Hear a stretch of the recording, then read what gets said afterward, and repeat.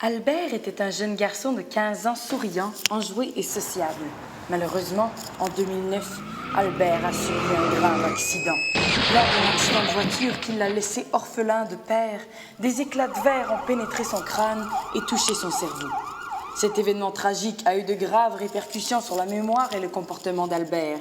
Nous vous en expliquerons les raisons plus tard. D'abord, voici les images du quotidien d'Albert après son accident. Voici la mère d'Albert, Ginette. Face aux changements observés chez Albert, Ginette peine à s'adapter aux nouvelles demandes de son fils. Albert n'est plus le même depuis son accident. Lui qui était avant un garçon adorable et gentil, il est maintenant agressif et morose et il présente des troubles de mémoire inquiétants. Je ne pense pas m'en remettre un jour. Et voici le frère cadet d'Albert, Antioche. Pour le moment, Antioche préfère s'abstenir de parler. Il est encore trop triste, car son frère ne se souvient plus de lui. Il aimerait comprendre ce qui est arrivé à son frère et souhaite retrouver le Albert qu'il connaissait.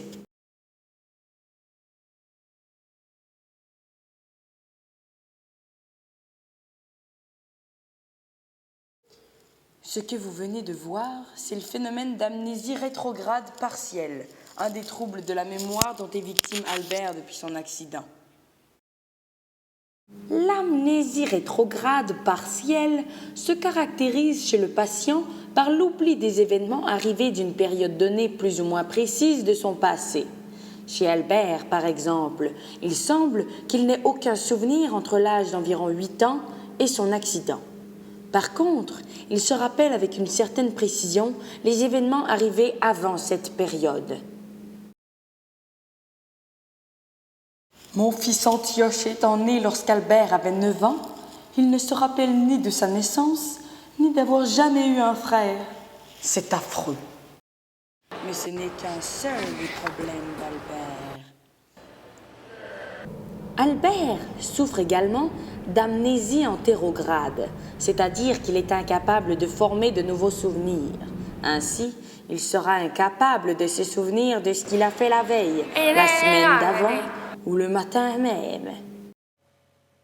Parfois, nous écoutons un film et le lendemain, je lui rappelle une des blagues du film et il ne s'en rappelle plus, comme s'il ne l'avait jamais vu. Toutefois, la mémoire d'Albert a réussi à conserver quelques-unes de ses capacités.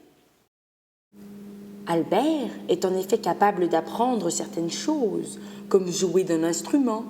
S'il apprend peu à peu comment en jouer, il ne se rappellera pas de ses leçons ou de son professeur. De plus, si on lui donne une information à retenir, par exemple un numéro de téléphone, il sera capable de le retenir pendant une petite période de temps, comme n'importe qui aux capacités mnésiques intactes. Mais qu'est-ce qui fait que la mémoire d'Albert est ainsi capable d'accomplir certaines choses et d'autres? Le cas d'Albert démontre bien l'existence des différentes mémoires. Ainsi, seule la mémoire à long terme semble être affectée chez lui. Il est incapable de se remémorer des événements antérieurs, ni de former de nouveaux souvenirs. C'est ici la mémoire dite épisodique qui est touchée. De plus, il est incapable de se souvenir de données, de matières ou de faits appris dans la période avant son accident qui est touchée par l'amnésie, ni après. C'est la mémoire sémantique dont on parle ici. Mais alors, qu'en est-il de sa capacité à apprendre à jouer d'un instrument et à retenir un numéro de téléphone pendant un certain temps? Ce sont sa mémoire procédurale et sa mémoire à court terme. La première est celle qui permet de développer de nouvelles habiletés motrices et cognitives, comme attacher ses lacets, jouer au hockey ou lire. Cette mémoire se différencie des mémoires précédentes par le fait qu'elle n'est pas déclarative. La mémoire à court terme stocke, quant à elle, des informations courtes, généralement à peine plus de 7 éléments, durant une courte période de temps. Cela m'éclaire beaucoup, mais j'aimerais comprendre pourquoi sa mémoire a été ainsi affectée lors de son terrible accident. Albert a de toute évidence subi des lésions au niveau des structures du cerveau responsables de la mémoire. Les hippocampes, situés dans le lobe temporal, sont responsables de la mémoire à long terme, sans pour autant que les informations y soient stockées. Toutefois, il est très difficile de savoir leur fonction exacte, et si d'autres structures reliées à la mémoire ont été touchées. Outre ces problèmes de mémoire, Albert présente également des changements majeurs dans son comportement.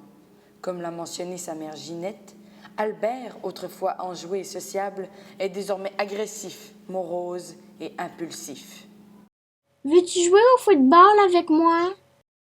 Va-t'en, le mioche, laisse-moi tranquille. Albert, mange tes petits pois. Albert, allez, mange tes petits pois. Tu me fais chier! En plus d'être irritable et impulsif, Albert a énormément de difficultés à se concentrer. S'il écoute une émission et que je lui demande de quoi parle l'émission, il aura de la difficulté à me le dire. Albert a de la misère à organiser ses journées. Maman et moi, nous devons l'aider à choisir ses habits chaque matin et lui faire un horaire de ses activités pour la journée. C'est très difficile.